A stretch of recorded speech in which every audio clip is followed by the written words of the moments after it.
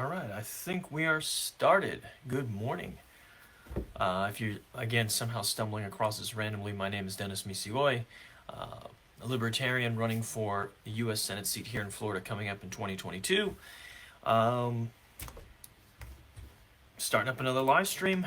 Hoping to talk to a few more of you.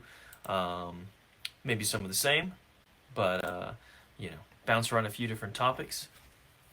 It is Tuesday, November 9th. And, thinking about a number of different topics. Uh, Again, a little bit of reflection on the big elections that happened last week. Obviously, not here locally, or at least here in the state, but in other parts of the country, up in Virginia and New Jersey, and kind of what they mean. Uh, Certainly, I think, and looking at a lot of interesting breakdown, I think some things which aren't particularly surprising is sort of the negative impact that the COVID lockdowns and that policy have had on the prospects for Democrats. And I think, in particular, they talked about it as a referendum on President Biden, which uh, I thought was an interesting way of breaking it down. In particular, because one of the things that in particular, the analysis that I was listening to the last, I believe it was Breaking Points with Sagar and Crystal. If you guys watch that, or if not, tend to be pretty good analysis. It's definitely not libertarian leaning, but one of the things that I thought was pretty interesting and key was the in particular the fact that I guess when Biden was running all through last year, part of it was that we're going to get back to normal. We're going to yeah, I mean, put it that way. People just want to get back to their lives, and the fact that that promise in particular hasn't really been realized, I think, has certainly been to the detriment of the Democrats. And I'll be interested to see how long they can kind of persist with this position that they've taken of sort of being perpetually for lockdowns and mandates. We can see in various different areas where even if it's not necessarily a majority of people who are opposed to it and resistance to it, the fact of the matter is that most of the people who are supportive of it in any way, shape, or form are still kind of lukewarm in their support, are still sort of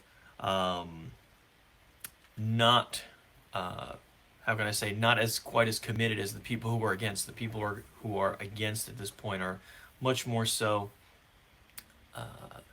animated by that as an issue.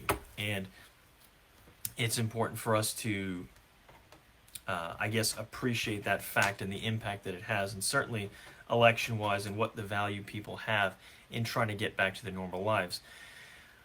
It's interesting, I guess, and sort of insightful for me in particular, because as I mentioned in the past, kind of some of the issues that animate me the most are the ones that have the most drastic effect, even if it's not the most widespread effect. When we talk about policies such as such as our foreign policy, war on terror, war on drugs, and things like that, those don't necessarily impact the broad spectrum of us quite as. It doesn't have as broad an impact in our lives. Certainly not for me. Those things haven't had really much of a direct impact, but where they have an impact, obviously it's a much more destructive impact. Obviously, you're talking not about people losing their jobs. You're talking about people losing their lives. You're talking about people being maimed and this and that sort of thing. So losing their freedom as well. So.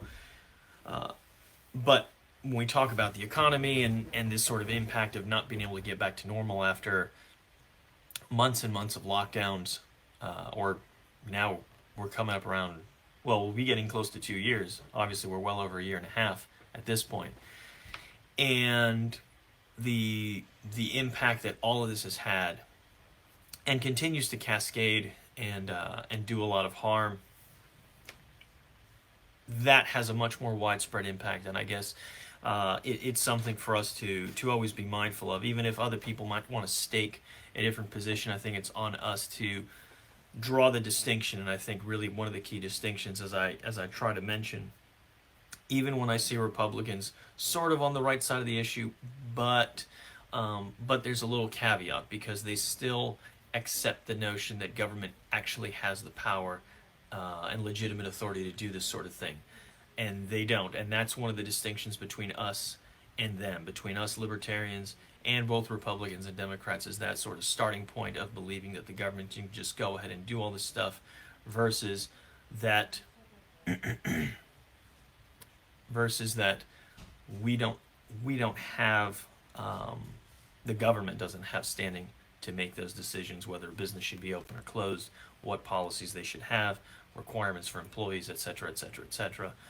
This obviously cascades to a whole bunch of other things that have a widespread economic impact, which, whether it's regulations that drain revenue out of businesses, make it harder for people to do business, harder to start up, harder to compete, versus what we've seen now with the mandates, wage controls, etc., etc., etc. All of this, which stifles the ability of the free market to reach its peak efficiency, and sometimes that's less obvious to people why that's desirable. I think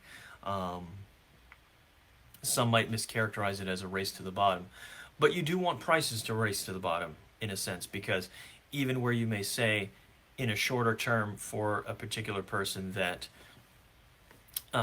they wouldn't necessarily want, well, if you work in this particular industry, you don't want these prices to necessarily go down.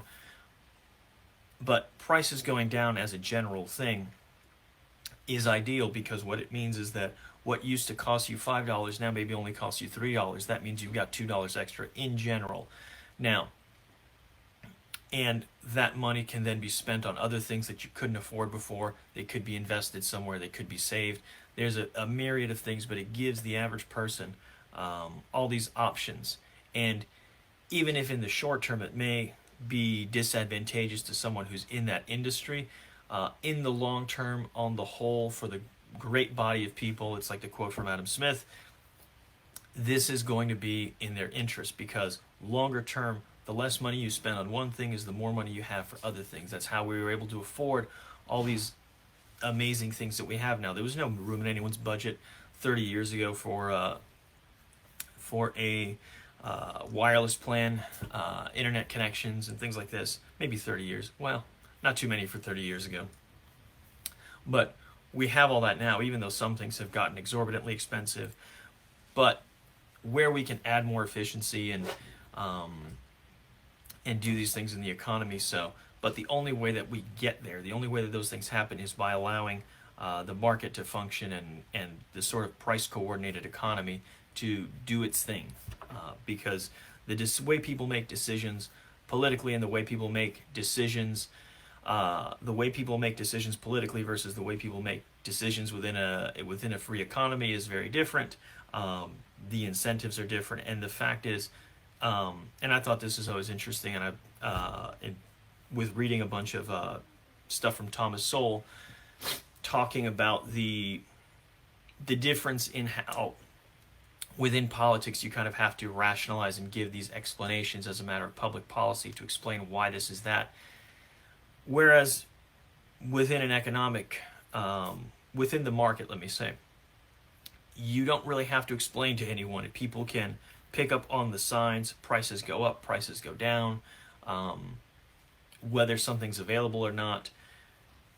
All of that plays into it and gives you, sends the signal. It transmits the information without everybody necessarily needing to have a full picture of the economy. And, well, how's this going to work, and how's this going to work? It's one of the things that's always problematic when we try to sell freedom, unfortunately, is that people are always asking, well, how is this going to get done? And first is that it's not getting done very well right now through the central planners, but also is that the economy functions better on its own. This information is transmitted in a way that's not as easily explained, that's not as easily measured or documented, but the information is being transmitted through all these different signals: prices, profits, losses, businesses going out of business, which happens to the overwhelming majority. I forget the statistic, but I think what is it, like 50 or 60% are don't last beyond 10 years of new businesses. I think 80% don't make it by 15 years, something around there. I don't have the exact numbers with me, but everything that happens in terms of what succeeds and what doesn't, and all of this communicates information to the market in terms of what can work, what model people should follow, and that's how you get ultimately people, new businesses competing with what's successful by emulating some of those things where best they can. And ultimately, at the end of the day, the average person will be winning out, because they're going to enjoy a new level of convenience by having they're going to enjoy a new level of convenience because everybody competing within a free market to earn their business, to earn their dollars, is going to have to do it by delivering something, or delivering it at a better price than anyone else can do it. That's how you compete in that market, in contrast to either a centrally planned market or a black market where it's by violence. So that takes us to those issues of prohibition, where because anything's prohibited, then how is market share obtained in those areas? And that's not done by providing better quality. It's not done by providing competitive prices. It's done by violence. The kind of violence where innocent people get caught in the crossfire all the time, and not only that, but also violent interactions with police over what are non-violent activities. Someone's growing a plant, someone's selling something to someone else who wants to buy it, somebody just possesses something, there's not even a transaction going on, and yet we have violent police interactions around all these things. It's very understandable, and when you limit the government and, again, those sort of violent police interactions to things that people actually can get easily aligned on. I mean, if the police are only going after, murderers, rapists, thieves, etc., kidnappers, then you're not going to have this sort of antagonistic relationship with communities the way that we do today, where people view the police as invading and coming, and really just a negative relationship. If it was limited to those things where the overwhelming majority of people agreed that these things are wrong and shouldn't be happening, you're just not going to have the sort of cases like what we've seen. While looking up something else, I was looking at a case from earlier this year in North Carolina, which was a gentleman named 42-year-old, let me get the name, I think it was Andrew Brown, driving away as police were coming to serve certain drug-related warrants, driving away, hands on the wheel, gets shot in the back of the head. Putting aside the whole thing where I think police protocols definitely go against shooting into a moving vehicle, and just our overall issues with qualified immunity, because there were no charges filed even after some investigation. But even taking a step beyond that is the fact that we're creating the opportunities for these kind of bad interactions by setting them up with this bad set of laws. One of the things that I think we've missed an opportunity for in the last decade of conversations, let me say, about police violence, is one of the retorts that I used to often hear from folks about, or particular folks defending the police side of these issues, has been, well, they don't make the laws, they just enforce them. But that's unfortunate. I say we missed an opportunity in that conversation to ever take the next step and say, well, who did make these laws? Who made these terrible laws that are creating these situations that the cops are being sent out to enforce? And why are we still keeping them there to continue this stuff? Why aren't we getting rid of these laws? And those conversations, I feel, at least haven't really happened far enough, because, again, most of the only people I see really talking about a complete full-on repeal of the drug war are libertarians. And not just that, but again, it's the mantra we repeat very often on this subject, that no victim, no crime. So I think it's something where it should be a better opportunity for us to have that conversation and show people again, and I think to really draw up that contrast where the knock that so many people have against us as a movement, as an ideology, is that it's all about just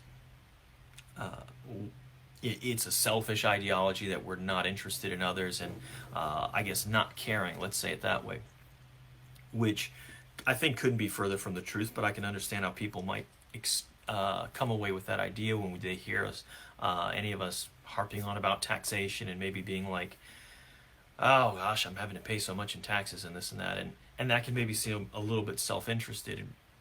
But from my standpoint, I think maybe we can make the better case when we say, I'm sick of being taxed so much to pay for this, that, and the other thing. What's my fair share of all the bombings overseas? What's my fair share of mass incarcerating people who never committed a violent act? What's my fair share of any of these things? Obviously, what we say is a big fat zero. So, but I think it's something we need to find a way to make sure that we connect those dots for everybody and understand that it is because we recognize the human impact of these kind of bad policies that, well, it is a simple answer to that question, which the question is, since Democrats control the House, Senate, and White House, why haven't they decriminalized cannabis? I mean, the answer to that's pretty simple. They don't want to. They have an interest, and they've been doing this for a long time, and there's certainly, even if there may be some who have a genuine, who may have some genuine interest in it, there certainly isn't enough amongst that whole establishment to do it, and the rest will fall in line with them because they're part of that team and they've kind of pledged themselves to it. They are not genuinely interested in, and even where we see, and where I can say still some Democrats, at least locally in different states, have been at least on the right side of this, where they've decriminalized some, but then it always comes with this onerous regulation that preserves the black market. So it tends to not have sufficient effect. I mean, it's still a step in the right direction, and I'm thankful for everyone who does those sort of things. And even here in Florida, where we had a ballot initiative at least for medicinal, but we know what happened also with the state legislature kind of jumping in to stifle that as much as they could, make it difficult. It's certainly, we don't have real freedom in terms of that here even, but it is enlightening to see, particularly when you see public opinion polls. If you focus just on cannabis, if you see how widespread opinion is in favor of decriminalizing that in particular, and yet you can see at that point that it's not even just about what is popular or common values. It's just them hunkering down on the position that they've held. It's also, I guess, not surprising when you think about, I forget what the average age of the of Democrats in Congress is, but I'm thinking it's something in the 60s or 70s, maybe higher. I mean, it's really interesting to see how their sort of age distribution of their folks in Congress is really, really tapers towards people or favors folks that are really quite a bit older. And maybe you could chalk it up to that in terms of just the fact that these are folks who are living in the, just say no era still, when that was like a new thing. And, these are, you can talk about the intractability of older folks and thinking about certain things. That's maybe a little bit more of an excuse, because really at the end of the day, I think the question should be, for every Democrat and every voter in general who's voted Democrat or votes for these folks, who also holds these views about these issues, the question is, how important is it? Now, the excuse on the other side is going to be, well, what's the alternative? And that's what we're kind of here trying to work towards and offer up. Because if these issues are important, the question is, how long do we keep kicking them down the can and just accepting the folks that we have? Or do we hold them accountable for never changing these things? It's all a question of how egregious you think this stuff is, how significant it is. And that's the key for us, is to bring that to light, that that these issues have such an impact. They're so destructive in people's lives that it demands a response from us and from people in general, so that we cannot just sit here and accept that this is just the way it has to be, because it doesn't have to be this way. The status quo is what it is because the same people keep remaining in power, and that's a big part of my worries about the future. Even if I'm very, very optimistic about what's going to happen with the COVID lockdowns and vaccine mandates and everything else, I feel that there's a genuine movement of people resisting that. But it's not necessarily a movement that understands undergirding principles of it. They just know, hey, I want to be free, I want to make decisions, and I don't really care to force other people to make these decisions. So there's a recognition there, a basic recognition of these underlying ideas, but they're not, it doesn't go far enough beyond this issue. And it's similar to the police reform stuff, police violence. A lot of especially what you saw really bubble up to the surface last year with all the protests after the George Floyd killing. You saw these people out in the streets protesting and going too far as well. But you saw this big movement arise. But at the end of the day, who did they end up voting for? They ended up voting for the guy who, helped push and author the '94 crime bill, who's, Mr. Mandatory Sentencing, amongst many other, terrible policies that help, that have exacerbated this condition. Nothing has gotten passed by the Democrats with respect to this. They're not repealing qualified immunity. They're not ending no-knock raids after Breonna Taylor's killing. They're not doing any of these things. So my concern with any one of these issues is that, okay, maybe we get a popular uprising and we get a lot of people worked up about it, but if people continue to vote for the same guys to be in power, if the same folks stay in power, the same things are going to happen. And that's really the key here. That is another comment here from Joe. But I thought Democrats support minorities. Minorities are disproportionately negatively impacted by enforcement of laws against people's people. And that's basically it. When you criminalize any kind of nonviolent behavior, voluntary interactions, it creates an opportunity. And again, you may always have some disparities in how law enforcement is going to treat in how law enforcement will treat minorities versus the majority population. In our case, it's still whites. You may still see disparities between how poor people are treated versus the more affluent. But, well, I'm going to get to this one. But they may be, there's always going to be there may always be this disparity in terms of how they're treated by police. But at least what we can do is we can reduce the opportunities for that disparity to manifest itself. We can reduce the opportunities for these kind of things to go wrong by having, again, police interacting in these kind of ways where they're going after folks unnecessarily in particular. It's particularly tragic. It's one thing where if they, rough up a guy who was assaulting someone more that was one race than another, or who's rich and one who wasn't, and they take them in, that's still problematic, but it's not as problematic as, Philando Castile sitting there and giving his information and volunteering information to the police and then just getting shot immediately. It's not as problematic as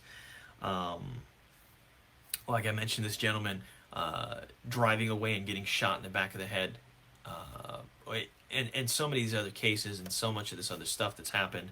Or so the more we create this environment, and the more, and it all feeds negatively on itself. It goes, it's cyclical, because you have, as you have these negative interactions, now you have an antagonistic relationship between police and the communities that they serve.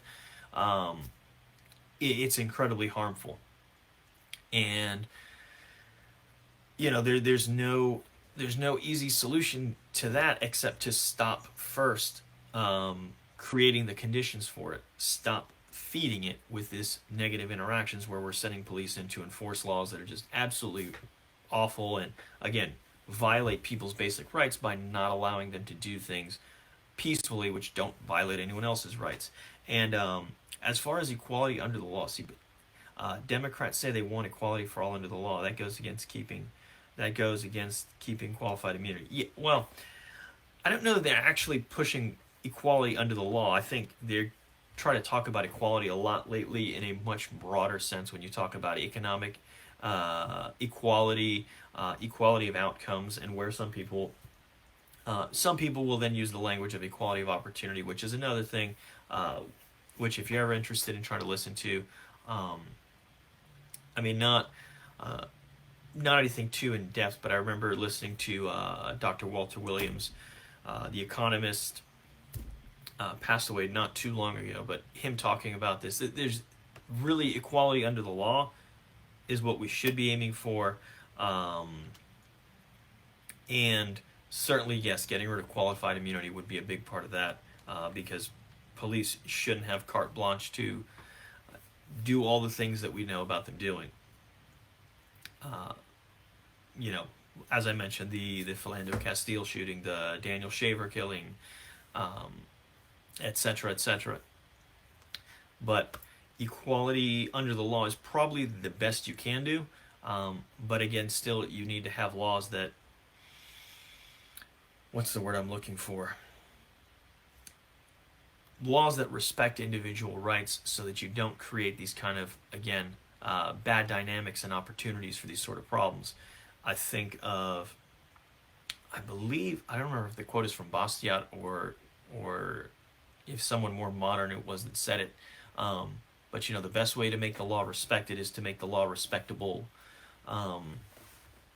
When laws are unintelligible, bills are getting passed that are thousands of pages, with all sorts of peculiarities of regulation, and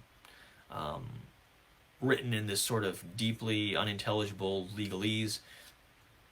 It's important for us to, or as all this happens, we need to recognize that this is part of the problem. We have laws that no one understands, laws that prohibit people from doing things which don't violate anyone else's rights, and by doing so, we're creating the conditions for all of this stuff, all of this kind of trouble to arise. And, we can either take action to try to resolve it, or we're just going to have to accept what's been happening, and I don't think any of us really want to do that. So that's that. Let me follow up over here. About Libertarian Party of Volusia County annual meeting Saturday, January 8th. I didn't have plans, didn't have the date, but I may make it a point. I don't really have any plans around that time that I can think of. I will try to follow up and be sure, but I will see about that. In terms of events, actually tomorrow I'm going to be at the gala hosted by the Brevard County LP. That's tomorrow evening at the Brevard County Zoo's Niami River Lodge. That's in the afternoon to evening. I believe it's 5 to 8. You can go check out on their website. If you search for it, you should be able to find it. I'll type in the URL in the comment after, once I clock off. Beyond that, I also got invited to Polk County's meeting coming up at the end of this month, or I think it's the Monday before Thanksgiving. So I think it's the fourth Monday. That's the stuff I have right now. Yeah, yeah, yeah. Tax law. We're not even going to touch that one. Yeah, tax law. Everybody knows that's why people pay professionals to understand tax law. That's why you buy software to just try to spit something out that's useful for it. Yeah, we need a little more time for that one, but yeah, that's a couple of events. I'm gonna look at planning for. Yeah, that's the one. Yeah, that's the one. There you go. Thanks, Brian. So I'm gonna be there tomorrow, and like I said, later on in the month, we'll be in Polk County. That's the only two real events I have at this moment. I need to start kind of grabbing people to go and make some phone calls sometime soon. But, well, I'll probably just post separately about that. I think I'm going to wrap this up. Nothing else really beyond that, though. Once we have an announcement also on the state convention, which should be in February, I don't think it can be that much later, given when national will be. So I intend to be there as well, wherever that may be, and we'll see from there. I'm trying to still get a few more ducks in a row before I start trying to do a lot more rounds as far as campaign stuff. So we'll see, but thank you guys for tuning in, listening in, commenting, and talk to you guys in a couple days.